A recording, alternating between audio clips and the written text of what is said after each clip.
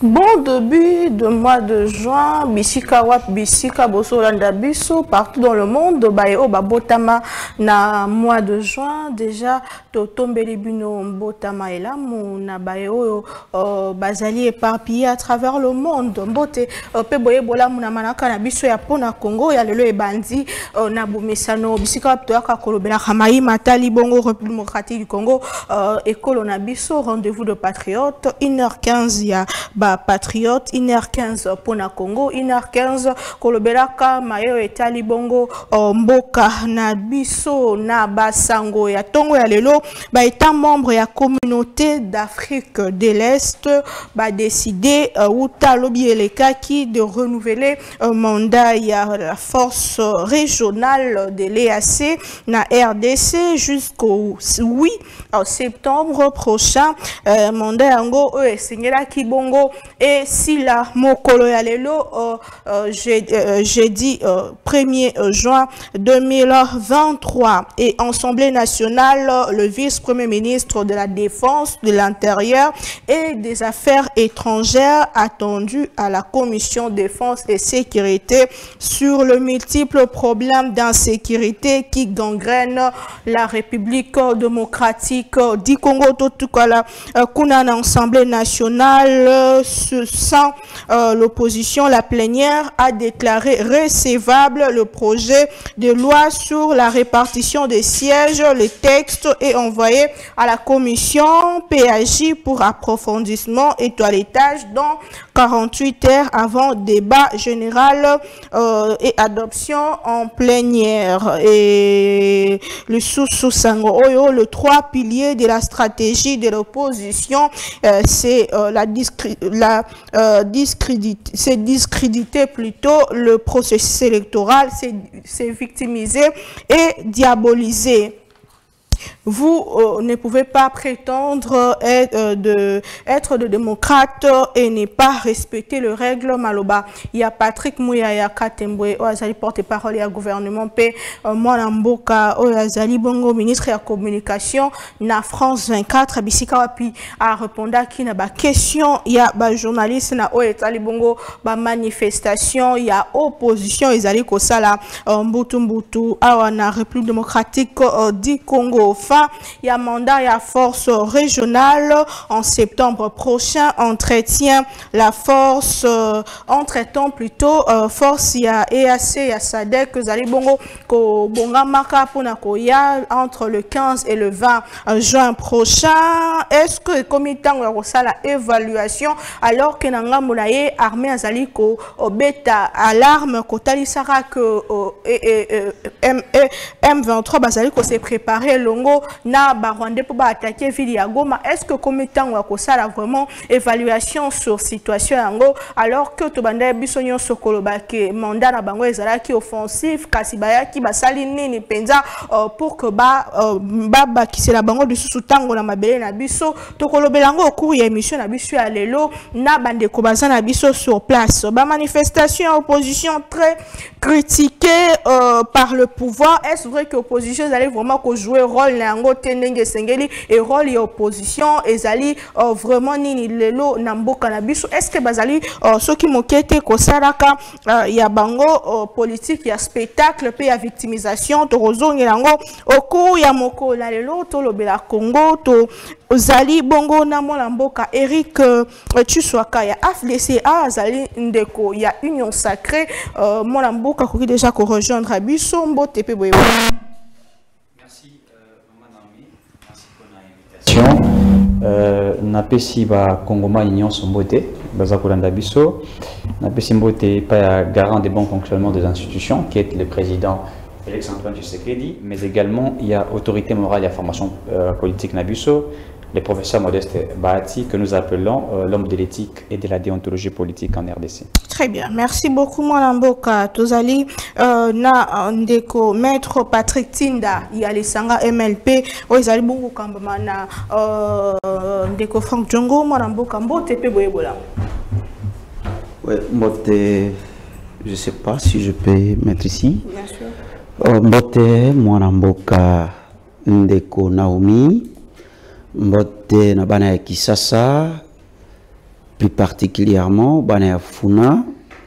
Mwana suka pesi bino mbote na kobosana te bandeko na ngai o bazali na province aussi baibanso bapalangani mokili mobimba mwana suka maître Patrick Tinda Monga Libonga mwana okata ongolo okbusheshe apesi bango baso mbote bisika bazwami bongo ndeko Naomi na profiter na émission na yo na pesa bana ya MLP bazali ebele bakolanda émission na yo po basepelaka pe na yango makasi na pesi bango mbote ba cadre na ba militant nyonso ya MLP na bosani te mwana mboka Frank Diongo Hero Vivant na pesi pe mbote lokola na kopesa pe mbote na ba co-débatteur oyo na kokabula bongo na bango makanisi pe na yebisa ete ba Congolais ba konyo kwa masolo pasi eleki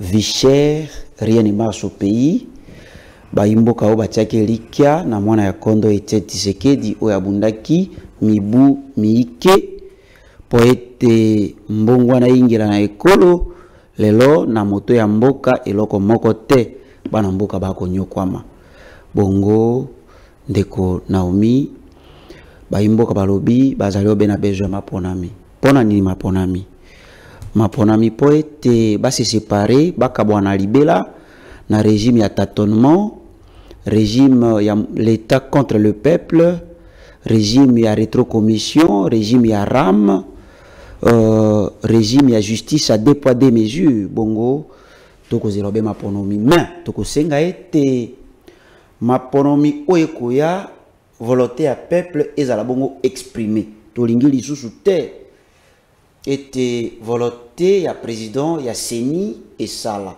soit volonté ya un individu comme toka qui à l'époque Kulu Turanga Augustin Kabuya Koloba Kabila zali sérieux atali na opposition amoni parti ezali sérieux ezali IDPS bongo apesi biso pouvoir ba imboka balingi suma makambo wana te po balobi balonga ka peuple te ce qui peuple fanda ki kimia na 2018 tout simplement pour amona ki était ba proclamer ki mwana ya kondo Etienne Tshisekedi bongo comme mwana ya kondo a échoué ba imboka balingi sous sentiment te na moto bango bakopona merci beaucoup pour très bien merci beaucoup ndeko Felika Embe ndeko Union pour la Union pour la démocratie et le progrès social UDPS mbote peboyebola mbote maman Naomi merci d'abord pour l'invitation na pesi bandeko nanga ba yo tokosala bango débat mbote. Mais déjà, dans la présentation, Naokindeko a bandi Malamoko théâtre dès le début de l'émission. Est-ce qu'il peut retirer? Je ne vais pas faire le théâtre ici. S'il peut retirer, comme ça on avance. Théâtre comment? Théâtre exact, ils ont dénoncé, mais ils ont tambouré. Dans le Biboui, dès le début de l'émission, Ndeko a bandi théâtre. Est-ce qu'il peut le retirer? S'il ne retire pas, moi je sors. C'est pas grave. Non, si je suis pas venu blaguer ici. Na plateau, na tiki makamunangai, na tiki cabinet, on a blaguer. S'il peut le retirer comme ça on avance. Moi Lamboka retirer mon théâtre. S'il vous plaît, retirez mon théâtre. Je ne retire pas. Mouteur au théâtre à terre. Très bien. Nalubi Boy a bandit théâtre. Théâtre était mon Lamboka. Maman, est-ce que je peux évoluer? Est-ce qu'il peut le retirer? Je suis sérieux. Tu as les bandes de l'émission, mon Lamboka. Oui, Nalubi n'a pas retiré un côté. S'il vous plaît. N'a pas retiré un côté. Opinion Zolandabis. Très bien. Merci d'abord pour l'invitation. On a participé. Est-ce qu'il peut les retirer? S'il vous plaît. Non. Est-ce qu'il peut les retirer? Je suis sérieux. Est-ce qu'il peut les retirer? Madame, qu'il plaît, vu qu'il n'y ait, je ne retire pas. Ok, je vous laisse. Comment ça, vous ne retirez pas? Je ne retire pas parce que... Non, je ne peux... La République n'a pas besoin de ce de comportement. Vous sentez l'arrogance? Pas, madame. J'assume ce que je dis, je ne le fais pas. Élégance, lorsqu'on vous dit qu'on a donné les pouvoirs, c'est du théâtre, madame. Lorsqu'on vous dit que le CG Kabouya a regardé, il a dit c'est du théâtre, madame. Il n'a pas dit. Kabouya n'a pas dit. Vous comprenez? Lorsqu'on vous dit que c'est une volonté d'être président de la CENI, c'est du théâtre, madame. Ah bon? Moi, je sais que ceux qui ont voté Tshisekedi, c'est le peuple congolais. Et c'est pas c'est votre plateau. Je dis c'est du théâtre et j'assume cela. Et je ne dois pas retirer ça. C'est son point de vue et ça théâtre a été mon emboc. On peut évoluer? j'assume ce que j'ai dit et j'assume encore. Et je dis au peuple congolais, Félix Tshisekedi, un produit fini. Il y a Congo, vota qui est et pas Congolais. Bango, Bakenda qui dans la Cour constitutionnelle, incapable de faire ça, preuve justificative. C'est pas si c'est plateau, on doit faire le théâtre pour dire que Kabila avait un dauphin qui s'appelle. Kabila n'avait pas dit ça. Monsieur, je ne t'ai pas dit. Kabila n'avait pas dit ça. Oh, c'est quel débat? Faisons un débat intelligent et le voir le niveau du débat quand même. Mais quand tu me qualifies. On n'est pas habitué au débat de Merci beaucoup. Merci beaucoup. Je disais ceci, madame. Merci beaucoup. Je vous reviens. Donc, quand on a débat. Oui, je disais ceci. Ndeko Kabila a un dauphin naïe, Oba Bengi Chadari. Ce qui a qui coupe sa pouvoir. Et puis, il s'appelle maître. Comment est-ce que dans une république où il y a la démocratie, il y a les élections, Mouton va pouvoir appeler ça? Celui qui donne le pouvoir, c'est le peuple congolais. Merci beaucoup. Merci beaucoup. Merci beaucoup, madame. IDPS a gagné l'élection, Kabila était incapable de faire ça au-delà de Makamoussousou, Andimi, il y a solo que c'était l'IDPS. Très bien, merci beaucoup. S'il vous plaît, je vais te donner. S'il vous plaît, tout s'est calmé, tout ça n'est pas de l'émission, il faut que la population comprenne tout ça. Et c'est très important. Il faut rappeler que tout ça, on dirait qu'il montait la Congo Buzz Télévision. Ces derniers temps, tout allait beaucoup plus sur notre page Facebook et sur notre chaîne YouTube. Le temps que misala ezali ko salema na TNT to émigré na bouquet et pour que to zongela d'ici ce soir je pense que tout et que ça déjà na ndenge et sengeli voilà tolobaki tolobela décision moko na lelo bo prolongement ya mandat ya EACP les sources ba manifestation et opposition Patrick Moya oya bimi na malobane ko talisara que opposition azali bon ko luka ko se victimiser to zongela ngo au cours ya mission à lelo ndeko Eric Chiswa Kazana Bisso, quel bilan aux aliko sala na force de l'EAC sur le territoire congolais et ndenge no yambi sangoro ya renouvellement topé prolongation prolongement il y a mandat ya EAC qui nous comme en septembre prochain est-ce que les lots ko prolonger mandat na ezali bongo malam pour la moko na biso na o déjà EAC et la kisi biso tisiko. Merci pour la question. Je crois que le garant des bons fonctionnements des institutions Azali Mokonzamboka Azako Bunda Makasi pour que nous puissions trouver Kimia na Magamtoza revivre dans la partie à est de la République. Que trouver Kimia, c'est-à-dire mettre des solutions, des mécanismes, solutions. Vous savez, nous avons vécu dans l'insécurité dans la partie est pendant beaucoup d'années, pratiquement 30 ans. Alors, il faille aujourd'hui au gouvernement qui est mis en place, il y a qu'à trouver des mécanismes et à trouver des solutions. Notamment, vous savez que l'EAC, n'a pas objectif nango. Il faut dire que l'objectif n'est pas seulement il y a qu'assurer, tout il y a militaire pour assurer paix. Il n'y a pas seulement ça comme étant un objectif, mais l'objectif est moins ébélé, notamment sur les accords commerciaux, etc. Alors, tout ça qu'on évaluer, n'est-ce pas, ce qui avait été demandé à l'EAC. Est-ce qu'ont-ils réellement produit ce que nous attendions d'eux? C'est ce que nous sommes en train de voir, tout ça qu'on évaluer. Au-delà qu'on évaluer et ce qui te produire bilan, et nous allons voir, est-ce que nous pouvions continuer avec. C'est vrai que ajouter jusqu'au mois de septembre, c'est toujours dans l'optique.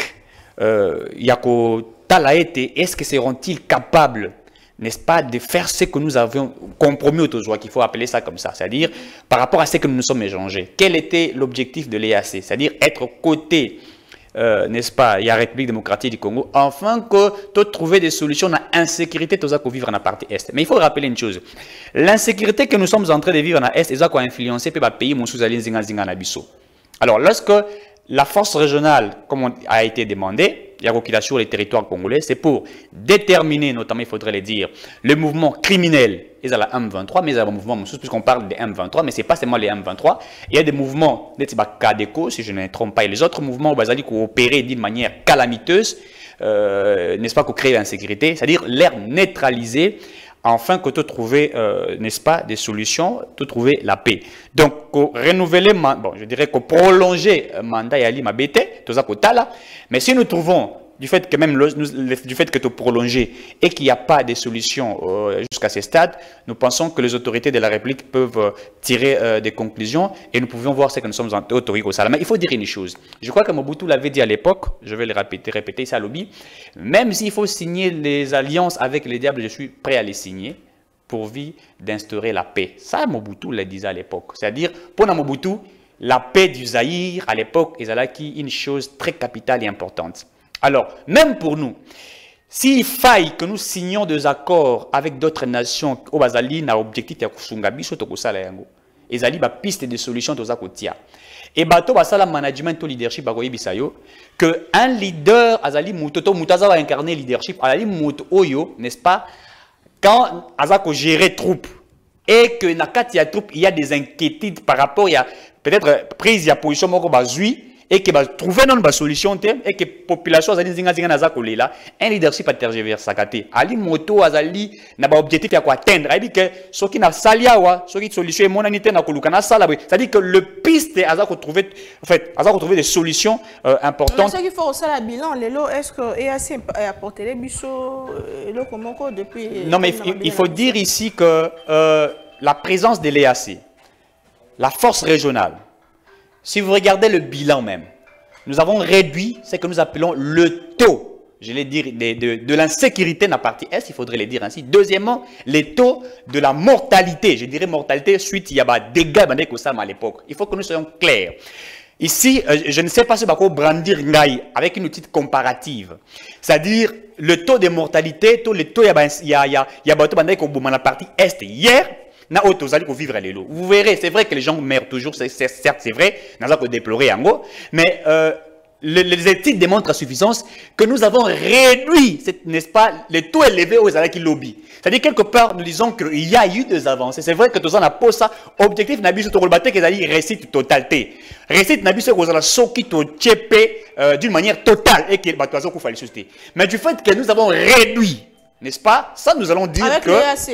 J'ai dit, évidemment, puisque l'EAC a accompagné l'armée congolaise, tout ça, pour ça, bien que Bisso, souci Nabisso majeur et Zali, que l'EAC, toute la force régionale, a sala mosala, par rapport, il y a un signal qui n'a pas d'objectif, il faut atteindre. Voyez-vous? Donc, on ne peut pas dire qu'il y a de l'échec total, mais nous disons qu'il y a quelques petits soucis au côté Nabisso qu'on déplorer, en gros, liguer réellement que tout ce qui a été prévu est salema. Mais nous sommes en train de continuer à retrouver ma piste de solutions. Et Zali Bongo, Toko Lembate, nous sommes vraiment, il faut le dire, qu'il faut faire une étude comparative. Sous la gestion, il y a M. Kabila, il avait mis des mécanismes, il y a Monaki pour Nakolukaye, il faut vraiment le dire ainsi, Totikali Nakati, il y a Bavir, insécurité. Mais Bisso Tolobi, d'abord, Bisso tu appliquer constitution, il faut que le bango te décréter état de siège et quand il y a état de siège, ce que ça dit étude et investigation sur terrain comme on a été la population a connu c'est bino bande état de siège zali ba police bazali ba militaire bazali taux de mortalité zali réduit tout ça quand même kobima bien que moi ba zone où ils isolé il faut vraiment le dire des zones isolées où il y a des gens où baza ko commettre baba vie. Donc il y a aussi cette avancée mais l'objectif c'est pas simplement que le taux de mortalité soit réduit mais l'objectif c'est que de réussir à instaurer une paix totale. Et j'ose quoi, où je veux me rappeler que le chef de l'État, Lobaki Yango, au début à pouvoir à lobby, je veux faire je mettrai tous les moyens possibles pour que tu trouves paix dans la partie est de la République. Il avait même dit que j'étais prêt à mourir s'il faudrait pour instaurer la paix. C'est-à-dire qu'il y a la volonté manifestée par les garants des bons fonctionnements des institutions et cette volonté manifestée suite, il y a un mécanisme tout ça qu'on tient sur terrain, n'est-ce pas, pour trouver des solutions. Très bien. Merci beaucoup Ndeko Eric Tussaka. Mon amboka Patrick Tinda, maître Patrick, force il y a Sadek Ezali ko midengila pona koya namboka na biso d'ici mi-juin alors que force il y a EAC Ezali ça na bena biso to posi yango kino na septembre lecture na yo penze ezali nini o EAC esali biso te tango nyonso ko sala biso tango etikali to pe o EAC sala kite Sadek ko ko sala yango garantie nini toza na ngo penze. Merci beaucoup Mopandi Sango nako yanola siki penza na mutuna na yo tika nazongela nano ndeko na ngai je sens l'arrogance na ebela ki oboite okomi na mwa arrogance po komi kolia monana ekolo ozoli ozosepela okomi na mwa arrogance na ebela ki oboite ndeko na ngai to bundi na bino mais kotala niveau ya mwa arrogance okomi na ona plateau changer tango na lobi que tozali na posa ya maponami ya malamu. Et je crois que président de la République azali moto oyo abundi bitumba ebele pour que volonté à peuple et s'exprime après ba élection. Je ne peux pas comprendre moto oyo abundi bitumba pour la démocratie et na ADN na bino c'est la démocratie.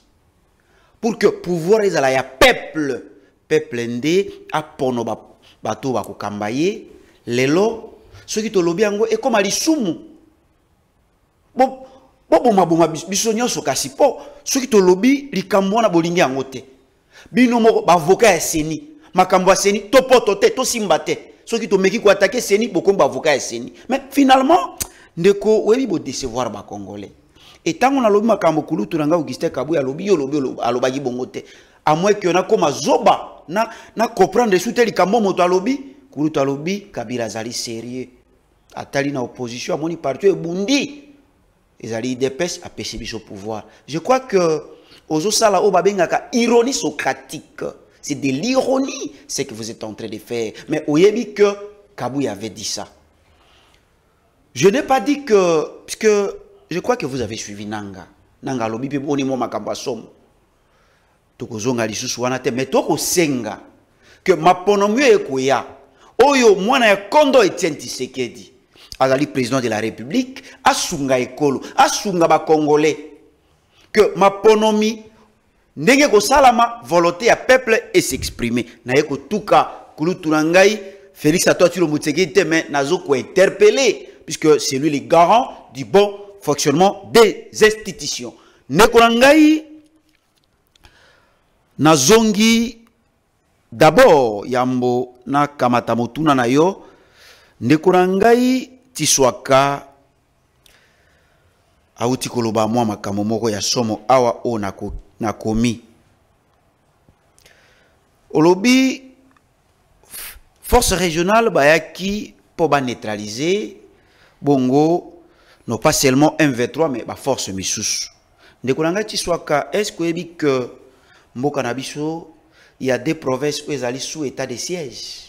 À moins que Oyeba lisusu Moussala ya état de siège te. Lelo na Nord Kivu, même chef de riz, ils allaient ba militaire. Bataki bango pona nini pona mission e wana. Mais tango kumu ya mboka.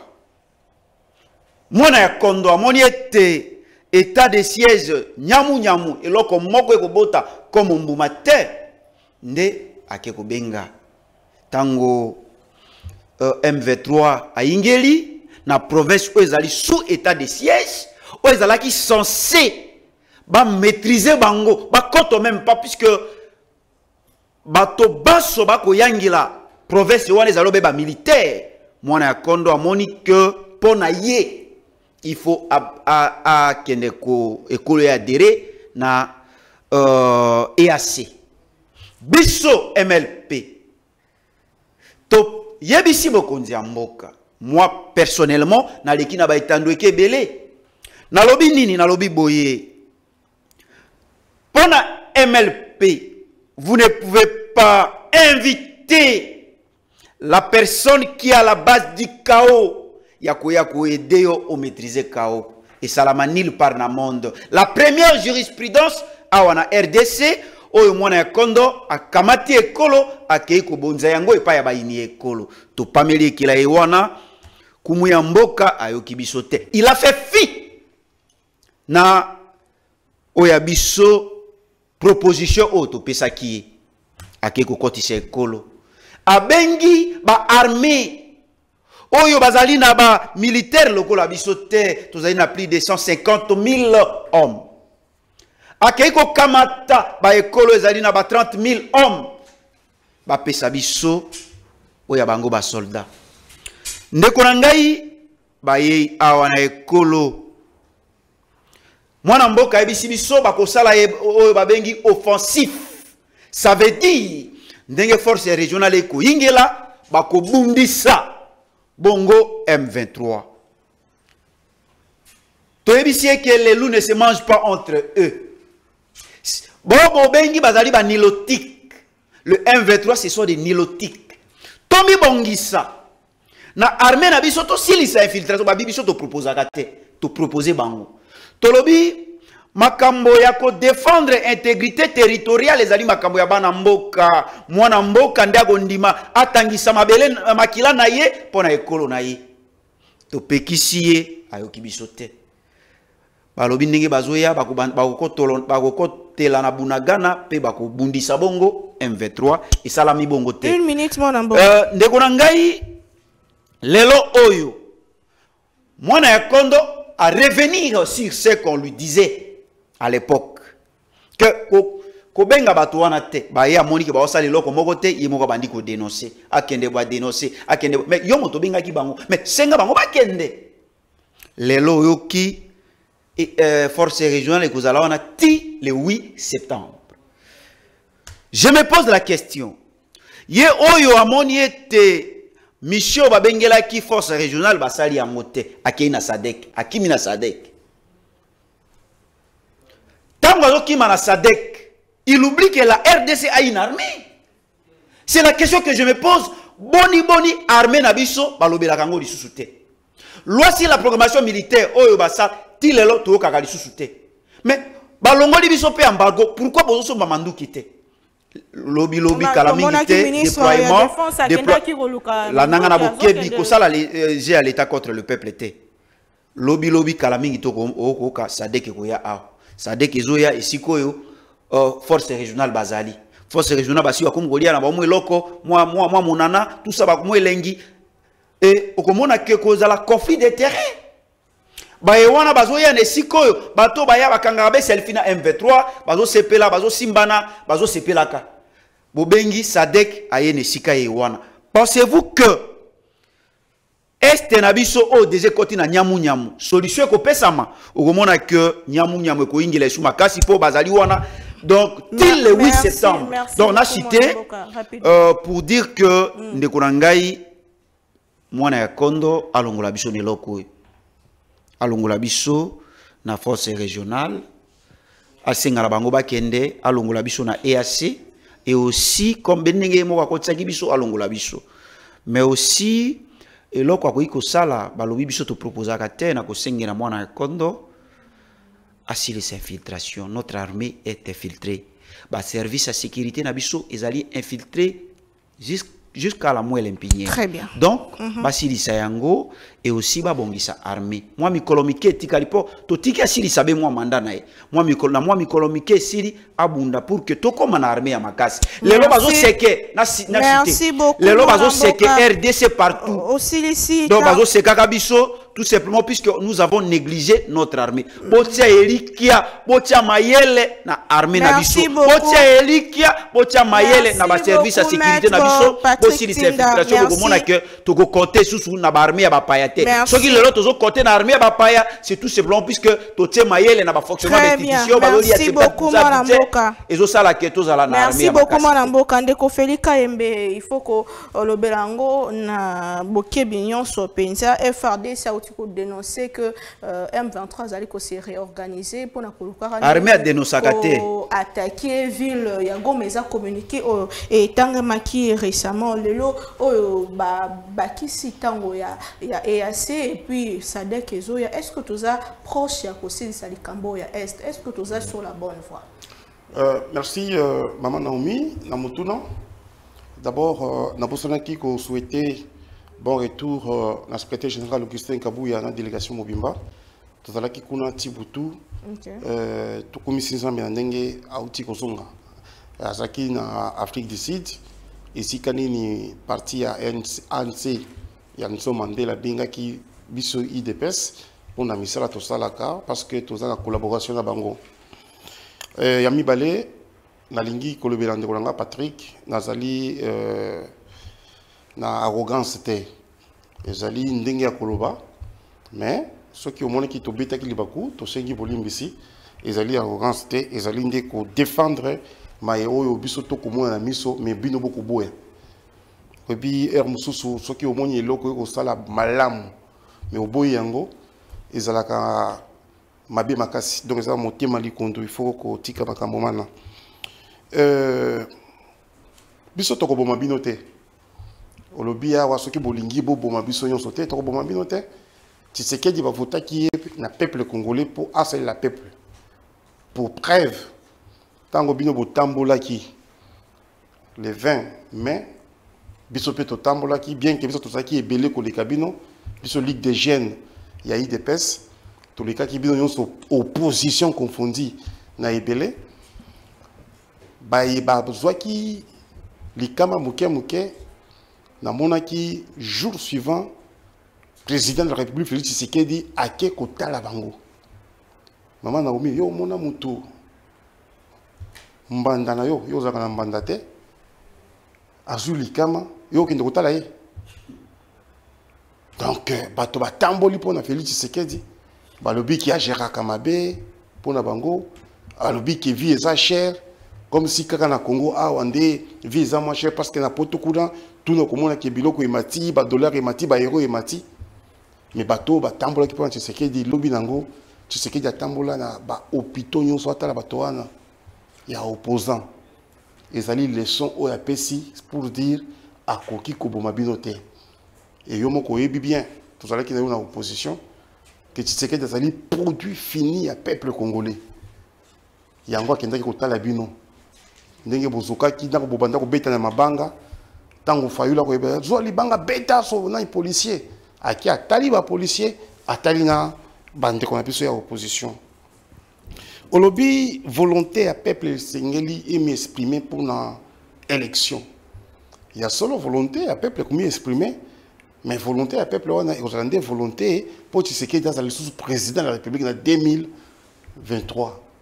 2028 le peuple a essayé bien bon un peuple a essayé bon parce que ceux qui ont tali popularité à Tshisekedi mati makasi maman ceux qui ont tali bato oyo ba ko ba Tshisekedi sengeli azonga lisusu na pouvoir na ngwende na ye bajali ebele tala ba nani ba sondage esalamaka awa Tshisekedi taka lik o mona sondage ata moko esalami ata oyo ba bengaka nani cyber soki nani Bercy ya ba Olivier Kamitato mona mutu aleki Tshisekedi Olivier Kamitato azali ya opposition mais ceux qui a bimisi ba sondage na ya Bercy Tshisekedi taka likolo yo pe oyebi makambo na maman donc peuple akoloba Tshisekedi kaka yende ye kaka tozoni la likambo ya goma naoki ndeko Patrick alobi boni Tshisekedi akoki kokende kotala mutu oyo azali à la base du problème pour to collaborer na bango ndeko na ngai esengeli koyeba ki Kagame azali ko symboliser EAC EAC ezali regroupement ya ba pays ya Afrique de l'Est oyo tozali en dehors ya collaboration ndenge tozala bango na Congo awa toza pe na ba makambo ba affaires économiques ezali kaka makambo ya nani ya bitumba te Kagame a ko symboliser te Kagame azali membre pays membre na EAC wana ezali organisation omona ka ba sommet sala makawa na Addis Abeba na Luanda na nini ezali organisation ya ba pays ya Afrique de l'Est donc kuloba eloko wana te olobi ke Tshisekedi a ko négliger armée na biso mendeko ozali mutu quand même ya mayele armée na biso na mo lelo to komi na 7e position na Afrique armée na biso lelo soki otali malamu Tshisekedi a kopesa bango valeur ajoutée salaire na bango ba matisi budget 1,6 milliard oyo ba alloué pour na armée la loi de la programmation militaire kende kuna na quand tchachi okukuta hôpital batongi okukuta ba cantine ezali na bakamba koteka na bakanya ya ba policier lelo to komi na 2 ateliers ya couture ya uniforme ya ba militaire ba femme veuve ba militaire ba banda ko toucher 25 000 francs lelo ba ko toucher 280 000 francs okoloba ke Tshisekedi ko négliger ba militaire ngai na zoli na chaise na monina na ngai Bruxelles ndenge tokoloba boye bandeko na biso ba uti Égypte ba militaire parce que tozali na ba auditeur militaire na ba auditeur civil lokola biso ba uti formation na Égypte ndenge tokoloba boye brigade mususu oyo ba former bango na Israël ba uti koya bazana kimbomango kuna les parachutistes donc Tu sais que après si nous sommes pas militaire peut bailler bien go. Tous eu moi chance on a tous dans la militaire kuna ba ko le bino que on n'a jamais eu un président comme Tshisekedi. Par rapport à Moutouna Rutuni maman, n'a pas dit que Sadek et Zalim Balaliboso et Anamboka Nabisote. Bitumba ibele to gagnant ngoka na Sadek wana. Mais ce que tozongi lisu c'est pas Sadek. Oyo ayebi biso, oyo afanda déjà na mboka na biso, oyo abunda na biso elongo. Mabe ezalite. Ezalinde souci o mokonzi mboka za nango poto kende tozwa solution de manière à ce que tous les makamomana bazali na est. Opposition zo benga tâtonnement. Ezali tâtonnement. Pourquoi? Parce que ndenge to baboye et assez kalaté azo kende ba pesiye ti soki le 8 septembre wana na banzi que ezali décision malamu maman.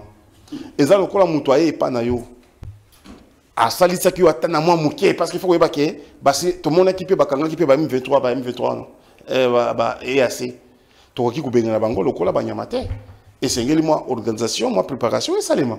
Bazo kende et dans une sadek akokoma na mboka na biso akosala musala. Donc biso to koloba pona o etali sécurité Félix Tshisekedi, président de la République, commandant suprême des forces armées et de la police, a koluka, a constat de manière à ce que tout soit solution. Na uti bunya maman. De bunya à Chombia. De Chombia à Kasenyi. Maman, balubi, bato bandaki kolekanzela wana te. Ngana moni to bandi koleka. Ba village zongi, bato bafande ba village na bango. Solo évolution à malamu. Évolution malamu ezali. Na moni général Luboya, quand je suis na Pesimbote, ba école kotongama, ba hôpitaux banzela ko salema. Na moi lelo bunya a commis ko produire mbongo koleka.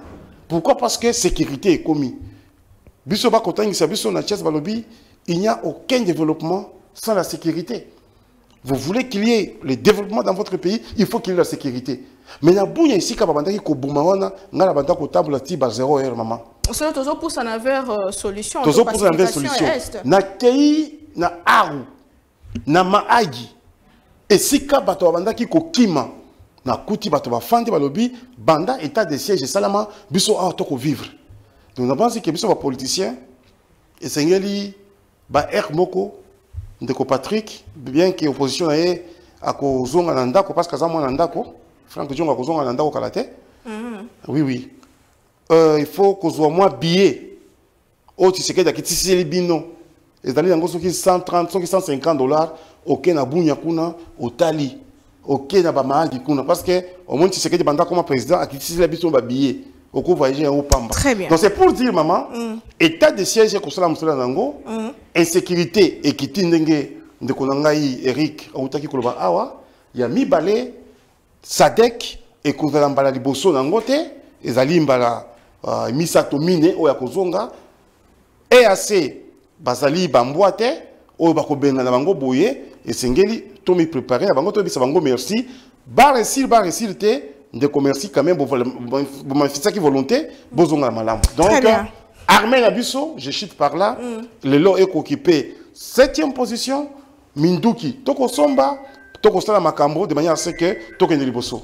Très bien, merci beaucoup. Il faut que la population ait ba opinion ait que mandat ya EAC ou sila ki lelo ba oti bongo ko bakisela bango 3 mois à partir ya le 8 septembre ko senga mana bango bazonga na bamboka na bango ndenge elobama kilobi na banyamo ko esalamaki na Bujumbura bisika basinya qui communiquer sur la situation ya République démocratique du Congo. Si j'ai ami baleto zo yango na bandeko ba manifestation ya opposition ils allaient très critiquer na régime en place. Chef de l'État lobby opposition ba ebelo bazoluka te bazoluka kao bazoluka nini bango bazoe bate nini bazoluka posa bango eza glissement posa bango eza ebanité alors qu'il y a rassuré que to kende solo na maponomi de 20 décembre ndenge calendrier a saigné sengi Patrick Mouya o azaki lobby na France 24 a koloba que opposition ezali na politique ya victimisation bazoluka ko sala makambo ba bimi boye ba ndimité ba pesi bango itinéraire ba boy ko to cet itinéraire ba ke boye ba filmer et puis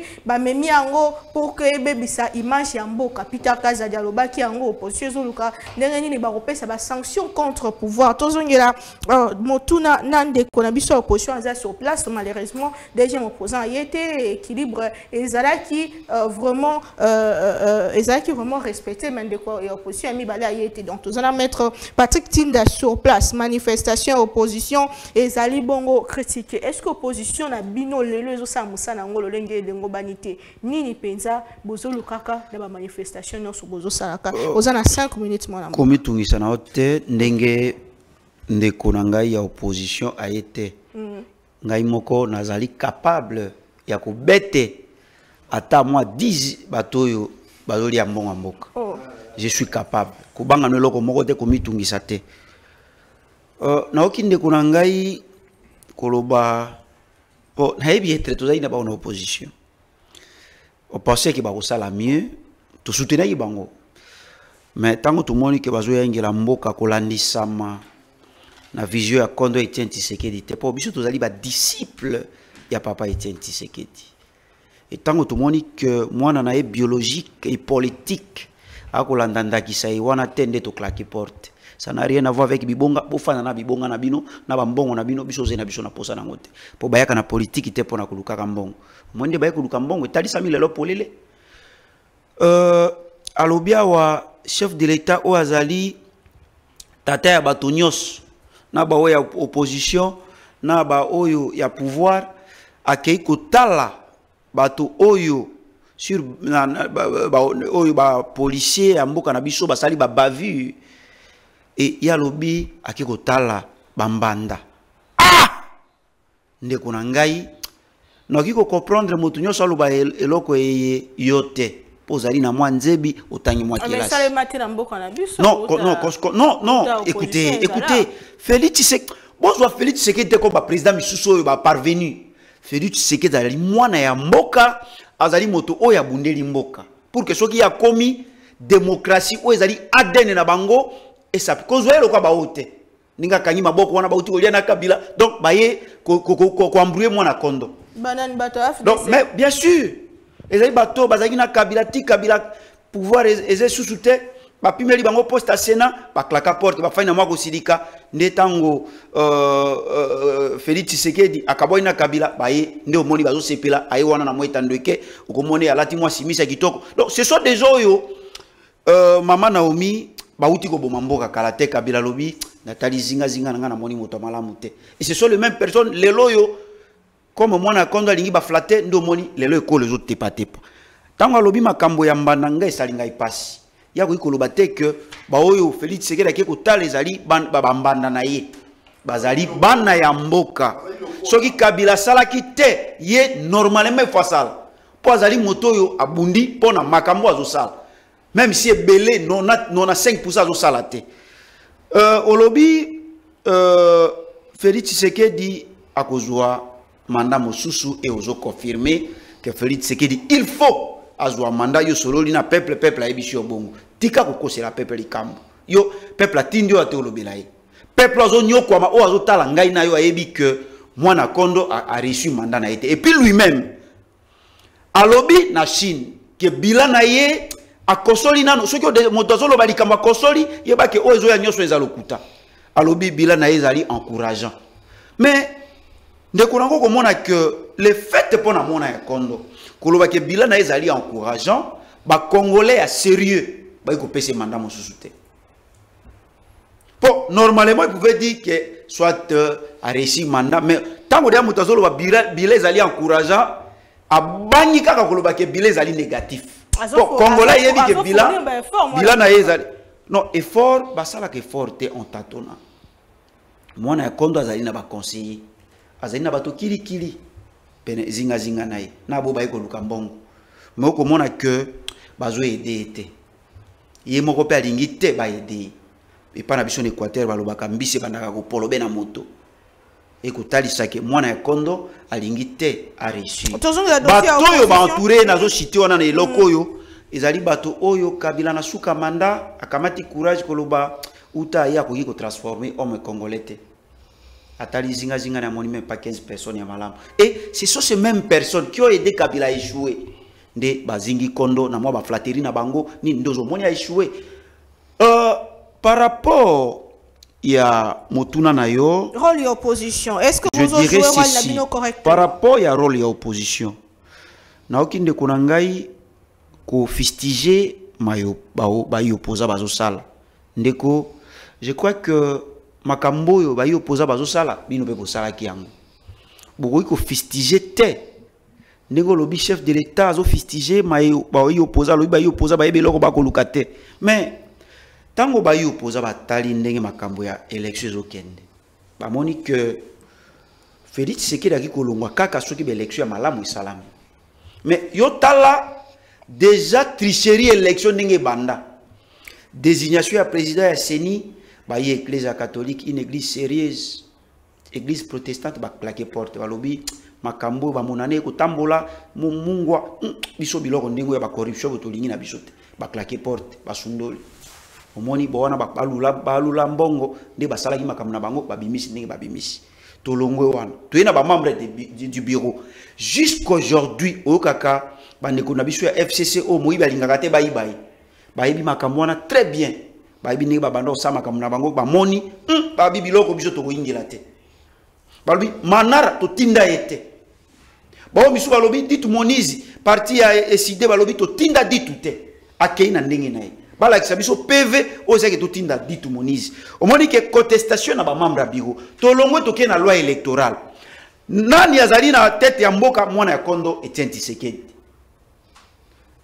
tokei na loi électorale ba oyo bakomaki mobeko wana proposition ya loi wana baklake po babimi libanda babimba lobi bakambo tokomaki yango te ba changer nyoso tolingaki ba élection résultat ba élection pesa ma bureau de vote pas bureau de vote mais ndengo yo ekozabe ndengo nanga salaki abimi bo 7 millions oh oui mais 8 millions yo zoloba auti na yango wapi ndoko mona que ba lukaki to lukaki que loi électorale moko ya malamu même na identification et enrôlement yo kiteke ba machine na bandako ya bato motu kesa l'accident le kwa nzamba la kate motu kesa l'accident ba kukoli machine na motuka ya un député solo audit salemi pe nettoyage affiché audit wana ndekorangai okomona que tolingaki bato moko netre basala et puis soit bato ya libanda mais ndenge sali kadi mazui bato na ye baninga na ye ba ko sala audit ça bato libanda c'est pas ça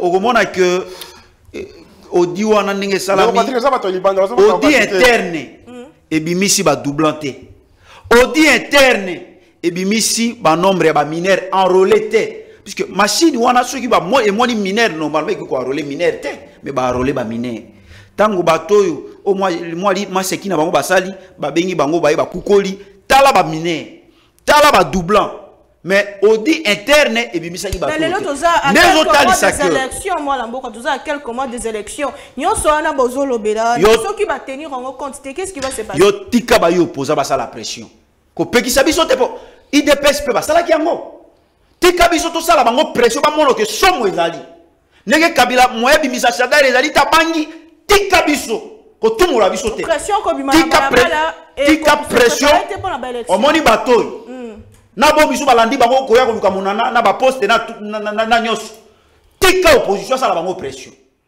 ko pekisa ba yo opposate ba lobo ndenge ba ko loba ba mono be pression ya peuple na ndenge bazo minimiser tout ça botika opposition asa la pression ninga zo sala ndeko sala que bino ba pandisango ndeko sala ke bato babanga po bazali na mwa ba plan na bango déjà na yo kinde kunanga moko ya nyosa krabina ngai maître Tinda biso tozana biso on a biso 400 députés ezali déjà tozana bango déjà ici to kotikela bino sans bo potana ndenge bo potana soki MLPP boko bunda bozwa mwa ndam bozwi biso mwa 400 na biso déjà ezali tozali déjà donc on mona que batoyo bendenge kabila salaki soko tali comportement na bango donc il y a pas de changement alors que zali régime il y a changement soko bandi ko analyser makambo maso kabila sali bendenge yango ba osala pona nini parce que tozali na ba même cause o échanger té lelo 80% ezali bo ba uti pa kabila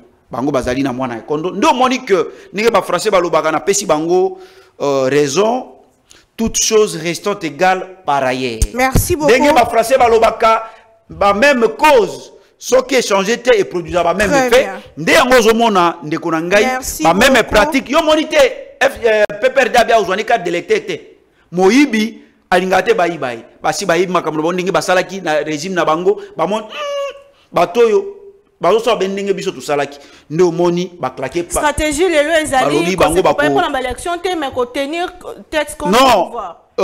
ezali ko talisa bango que en face na bango bazali na machine. Ok, ceux qui ba meki tour oyo ko zoba peuple ozonyo kwama peuple amoni tâtonnement na bango que loko moko depuis baye Félix Tshisekedi abaki ceux qui a réussi ko pesa kimia na école te ka réussi mandat na été lelo talisi ka réussi mandat te atika et loko eleki tika ezalité mokili ya bato ya nzambe kulutu na ngai Félix Antoine Tshisekedi babete ke tolo te très bien merci beaucoup mboka ya bato ya ba congolais o meki okokite. Merci beaucoup. Olekisi Tangunayo d'antenne de Kofelika Mbeyer à l'opposition, le na pouvoir. Qu'est-ce qui se passe? Est-ce que vous allez museler l'opposition? Est-ce que vous allez étouffer l'opposition? Marche na bango et Pekisami, Bavure Salemi, sitting na bango et Pekisami. Récemment, Moïse Katumbi nga kota na ba Congo, Pekisi na Congo central. Na matata po na Congo, la même chose. Ndeko Salomo a outiko kangama, mais qu'est-ce qui se passe avec le pouvoir? Bandeko balobi que bozo instaurer système ya dictature. Qu'est-ce qui se passe? Merci beaucoup maman Naomi. D'abord nakoloba ke Félix Tshisekedi azali dictateur te. Félix Tshisekedi azali démocrate né. Bitumba nyonso abunda na vie na ye ezali pour la démocratie nsima ya kondo Etienne Tshisekedi. Donc namoni esika nini otokoki koloba ke Tshisekedi azali dictateur. Nayoki ndeko Patrick alobi awa ke peuple konyo kwama. Ndeko Patrick yeba que article 43 de la constitution oyo etengami ke bana batanga pamba c'est sous Tshisekedi oyo kosalema. Na moya lelo to récupérer au moins 5 millions. To ça quand même pas. Pour que on a quoi répondre yo hein. Na moya lelo to récupérer au moins 5 millions d'enfants oyo bakotanga pamba. Pour quelle qualité? Oui, qualité ezali malamu. Mais ce que dalingi na matana yo lisusu da kolobake, muto bozana ye, oboko tambola na ye, matata ponyo, oyo bozali na ye sika moko, azali moko ya baye balobaki atonga 1000 écoles par province, mais atonga yango te aki kotonga nani université Mapango. Donc wana il faut y bango. Mais lelo bozana ye, boko tambola na ye. Peuple lelo to récupérer 5 millions d'enfants bakotanga pamba. Ça fait partie du social. Tango tolobi ke babie avion ekiti, ça fait partie du social. Tango bakuluna oyo babandaki koboma. Bazui bango batini bango la kanya makasi c'est ba insérer bango dans la société to benga bango lelo ba bâtisseur, ça fait partie du social. Tango mama emo lelo est commis na 5 niveaux. Bâtiment batongi kuna, ba rénover ba nani ba loko mususu, ça fait partie du social. Tango na moya lelo budget abiso est commis à 16 milliards. Ça fait partie du social. Banzela et Kosalema. Na moni ya Kisasawa, ndenge Banzela et Kosalema. Na Kasai, na Babunya, partout kuna Bakatanga, Banzela et Kosalema. Donc, na banzi que les lots au Koki Kolobake, peuple ko souffrir te. Tala Oyo, Tshisekedi Aouti Kosala. D'ailleurs, la France 24 Balobi, c'est les plus grands diplomates du pays d'Afrique. Pour la nuit, Maman Naomi. Pour la première fois, Tozoua, 150 milliards de dollars. Au Chine à PCBISO. Je dis bien 150 milliards de dollars. Et que ça là, qui est projet à 145 territoires, et Salema, Congo Mobimba, et que ça là, développé, pour nous parce que tu sais que Azali, grand diplomate, il y a pays d'Afrique. France 24 de l'Obiango, 150 milliards de dollars, au Tozoui. Ce qui est au talibien, maman, moi, il y a Congo, Mali ya Congo, to bandi ko seperango pourquoi parce que Tshisekedi a songi silibiso dignité ya ba congolais, c'est-à-dire pays ekotambola. OK kuna na poto, otuli bato ya poto bakoyebisa OK biloko emati. Natalaki na Belgique dernièrement. Bakoyebisa OK litre ya essence to bandaki ko somba boye tala ko ndenge komi. Mafuta oyo ya huile to bandaki ko somba 5 litres boye tala ndenge komi. C'est-à-dire qu'il y a tant na poto biloko emati. Na États-Unis biloko emati, Na Canada biloko emati. Pourquoi? Parce que la guerre ya Ukraine na Russie et ça de manière à ce que Bitumba et pouvoir d'achat ça d'un côté la population congolaise et aussi maman Naomi yo na mutu kana otambula ngo jipe na yo kitoko wana carburant osoma kana pompe à essence maman ezali prix net te l'état congolais a kofutela yo na yebi ke oyebi yango bien l'état congolais a kofuta yango na uti Kampala kuna anglais tolobaka te moi swahili muke na meki ko tout abango nani na swahili litre ya carburant na sali comparaison ce qu'on a mbongo na bango na ebisi bango bo sala na comparaison na nani bango baza likolo mais biso to constat de manière à ce que peuple m'y retrouver tala lelo ouverture sanitaire otolingi couverture sanitaire balobaka otolingi to salango lelo moment donc c'est-à-dire que Tshisekedi azali du côté du peuple et du côté de la social-démocratie. Pour la moutuna outi kutuna maman Naomi, biso toko misele opposition tamukete. Toko lingande opposition a mi exprimer mais opposition mi exprimer malam. Na constat la révélation moko. Avant que le secrétaire général Augustin Kabouya azouapé pour akinde Belgique, Angleterre, oyoka kikuna na côté à soki pompage ba mubondo so mubondo ezali na ministre moko aza aux affaires ya union sacrée o batangi kombo na ye bato wana bandimi ke tozali bato ya ministre wana maman est-ce que koki kondimela kwa ndenge wana batanga ye moko te batangi pe force du progrès de paix force du progrès te maman ezali force du progrès te bakosi mais bato wana balobi ke tozali bato ya ministre Songolo ayaka ko pesa biso biloko kolia ndenge tokolo baboyi basi bakangi bango bazali na ba nini na ka soki kanini kuna c'est pour vous dire mboka na biso na baye bazali na biso baza bato mususu ya lokuta tala ministre en fonction ko mbongo ya l'état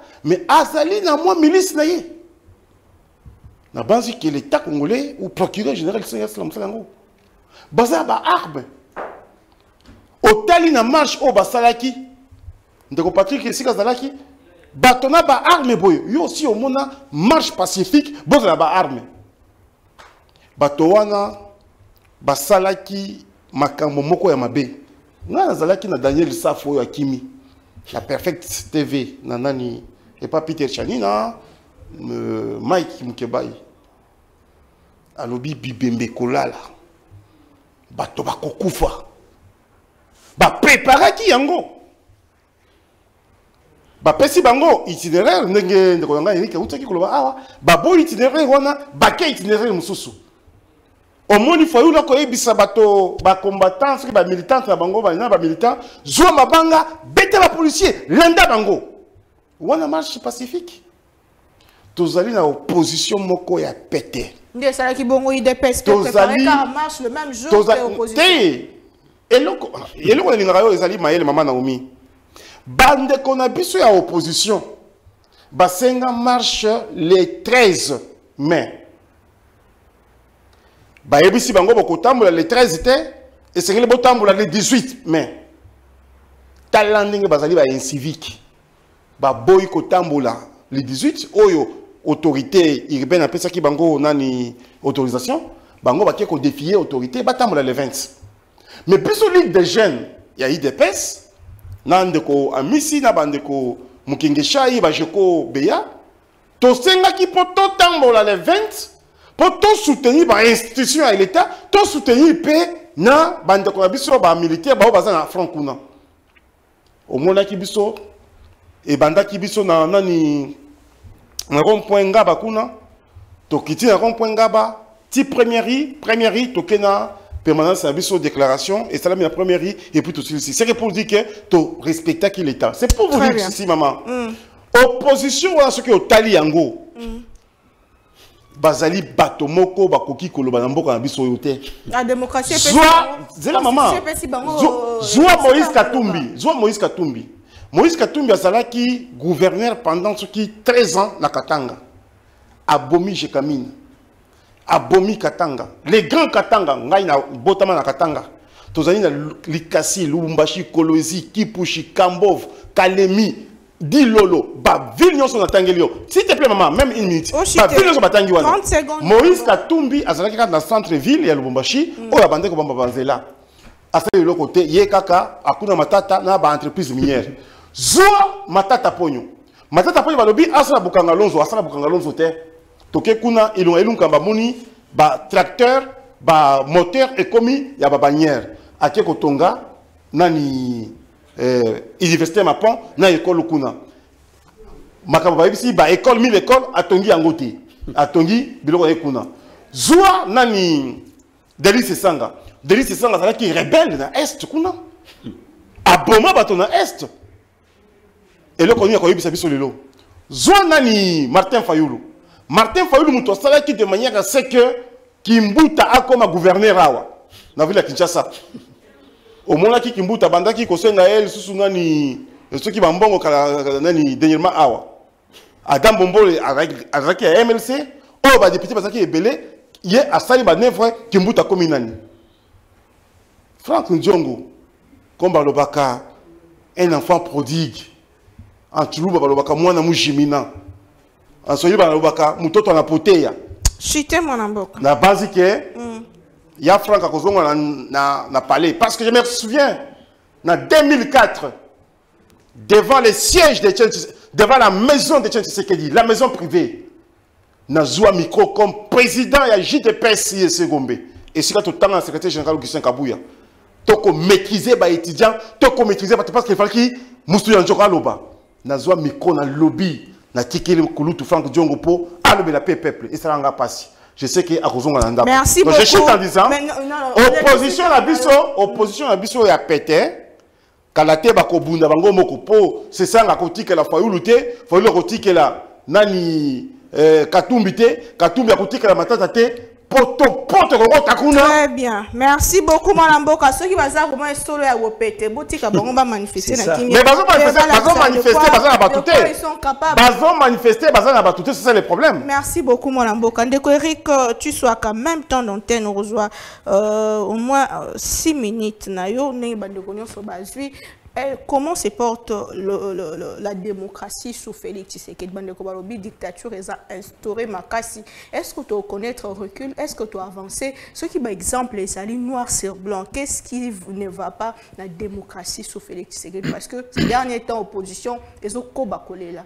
Ça ne va pas. Le fanazon dans la mois sima par rapport à Yaoba de Kobaouchi Koloba, na bandina maître alobi Tshisekedi azako tâtonner. Tâtonnement, c'est du fait que tous ali na EAC et puis tous ali tout ça qu'on a sadek alobi ali tâtonnement.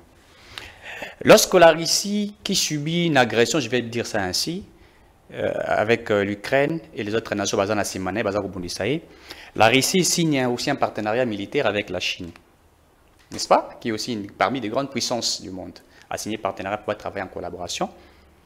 Et cette même Russie, si elle était rassurée que partenariat à Chine, ils allaient bien, pourquoi est-il encore allé signer avec les Émirats Arabes Unis ou l'Arabie Saoudite? Pourquoi? On va appeler ça tâtonnement. Ce n'est pas un tâtonnement. Pourquoi Azal Kolinga ko assurer peu, Azal Kolinga ko battre l'intégrité territoriale. Pourquoi Talagera armée n'a sauté? Pourquoi nous sommes allés avec les EAC et les autres? Mais le mesure qui prise par les chefs de l'État, d'abord l'État de siège. L'État de siège est géré par l'EACT. On a rappelé. L'État de siège est géré par la SADC. Ce sont les militaires congolais. Ou le gouvernement, c'est-à-dire le gouverneur, il y a province, il y a nord, qui vient Ituri, bazali ba militaire congolais. Des gouverneurs militaires. C'est-à-dire l'État de siège est géré par des militaires congolais. Avons-nous vu un militaire ougandais, burundais, qui est gouverneur là-bas? Mesure prise d'abord par le gouvernement congolais. Alors, comme il existe les accords de sécurité avec des États, il faut le dire, ou on appelle aussi des accords transfrontaliers, je vous donne un exemple. Ceux qui Burundi ont criminels, les milices au bazar Burundi, ils ont des milices qui ont la frontière de RDC.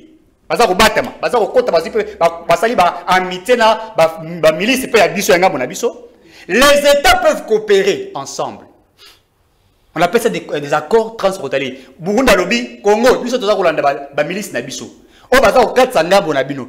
Boss na biso to récupérer bango pour ba ko créer bino insécurité. L'État peuvent signer des accords de sécurité. Ça ne veut pas dire que ils allaient ko ça le pouvoir de l'État. Non. Ça veut dire que l'État perd de légitimité na yété. Ce sont des notions que maître c'est même en droit. Même en relations internationales, même en politique internationale, il les connaît. Mazako ça l'assemblée. Donc, on n'a pas eu à céder nos partis. Ce n'est pas un tâtonnement. Les accords sont signés entre États. Alors, les personnes là, quelles sont les personnes? Puisque ici, quand vous parlez de l'EAC, il faut lire les traités fondateurs de l'EAC.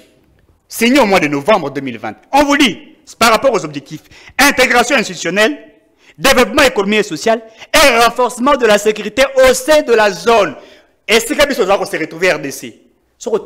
Il était important que Bissotoko Tanakambu EAC. C'était important par rapport à la position géostratégique de la République démocratique du Congo. Et ça, les experts vous le diront. Il faille. Depuis ton côté, on a gagné. Depuis, je l'ai dit au départ ici. J'ai dit nous avons réduit le taux de mortalité. Puisque hier, c'était au-delà de cela. Mais aujourd'hui, bien qu'il y ait des morts, nous avons réduit. Et ça, c'est très capital. Il faut mettre à Meka pour comprendre. Donc, ici, il n'y a pas de tâtonnement. Je crois que ce sont des discours où Ezali Nango d'importance. Alors, par rapport à la question importante posée, il y a dictature, dictature à Félix Tshisekedi. Mais je suis sidéré quand on parle de la dictature. Qu'est-ce qu'on entend par la dictature?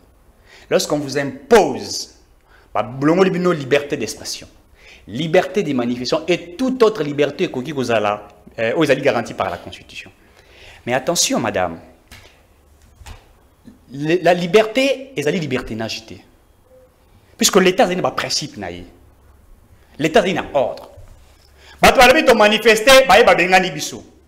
Mais l'État a dit que la police a dit que pourquoi?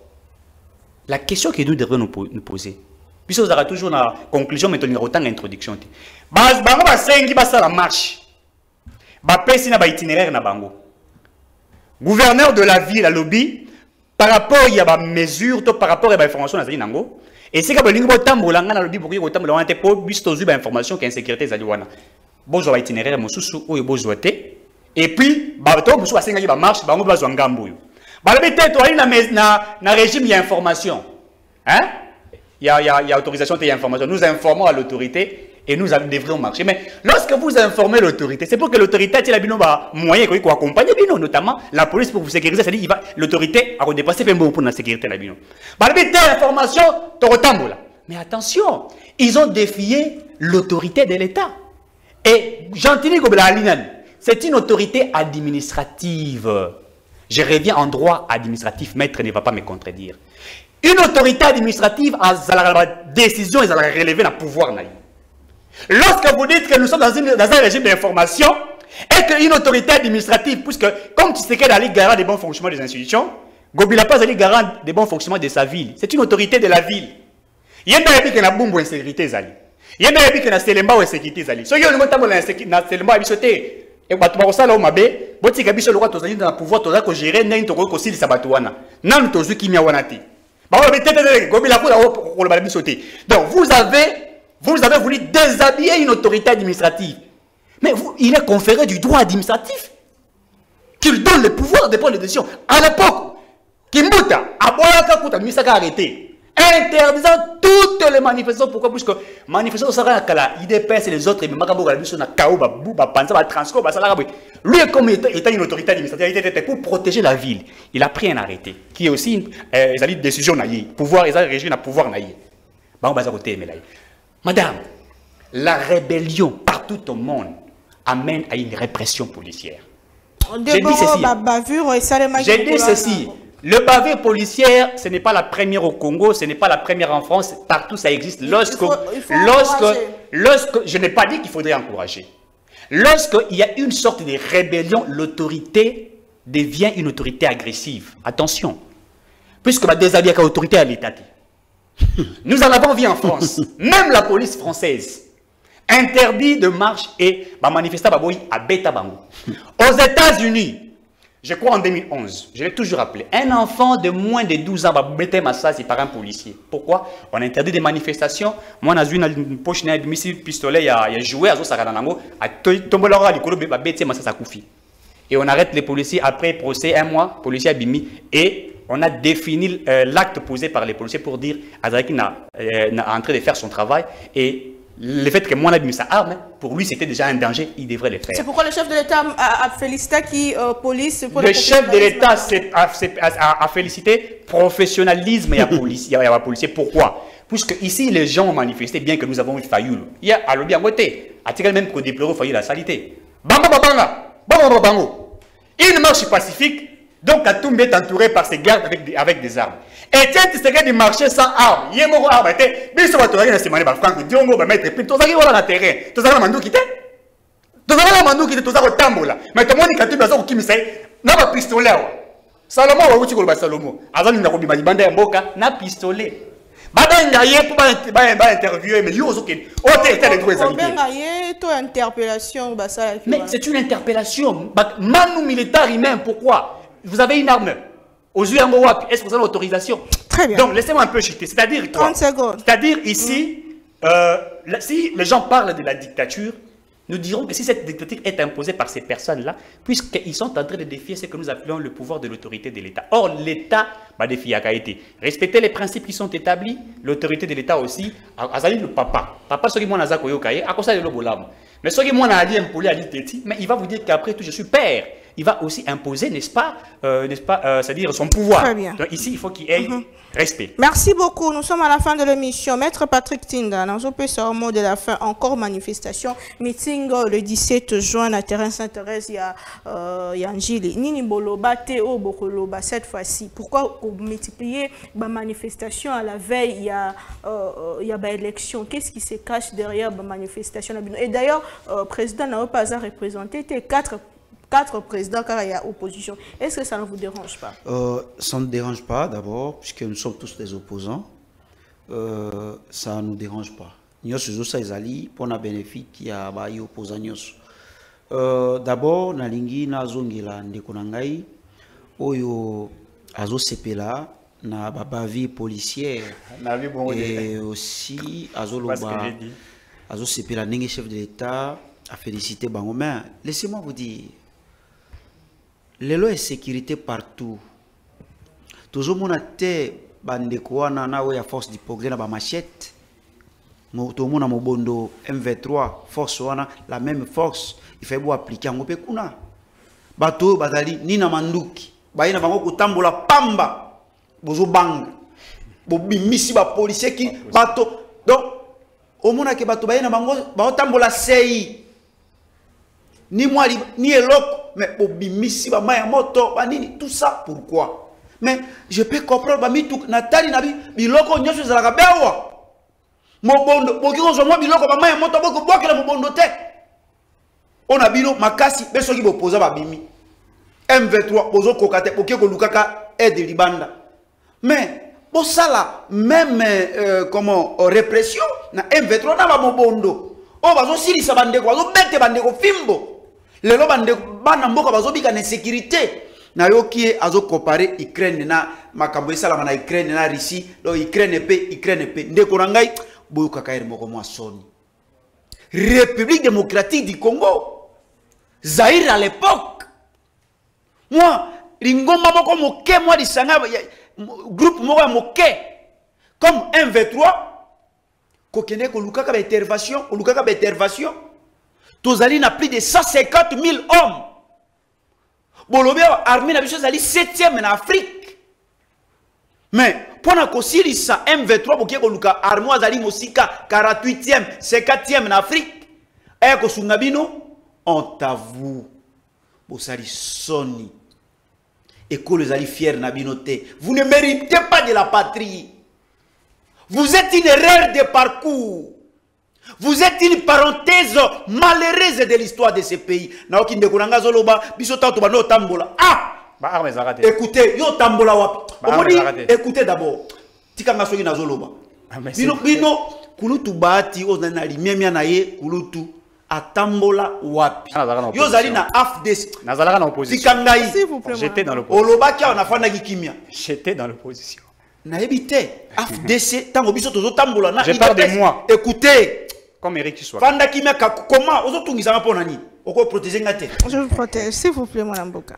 c'est pas Je vous en possible prie. biso tango tozo tambola to monota yo j'étais dans l'opposition écoutez S'il vous plaît. ozo tanga témoin na makambo j'étais moi dans boko yo yo zo tanga témoin na makambo na monote so retourner faille leur j'étais dans l'opposition yo outi na loi j'étais dans l'opposition écoutez avant d'être en AFDC écoutez omoni mwa bonduma na yo tout ça omoni leo to kukoli yo donc ozali côté na biso nzale kangi okimi donc ndeko je crois que écoutez d'abord écoutez S'il vous plaît. biso to politique sa politique ya mbongo te tozo bundela mboka pour ceux qui za rapona mbongo mbeti lelo tozana mwana kondo tomoni ke mwana kondo o to bundi na ye pona koluka intérêt général lelo ekomi koluka intérêt ya mabumu politique ya mabumu l'état oyo ndeko na ngai basi babetisi ma question auto-cité. Par rapport à question na yo je crois na émission tika ba yo posa ba multiplier ba marche pour IDPS sala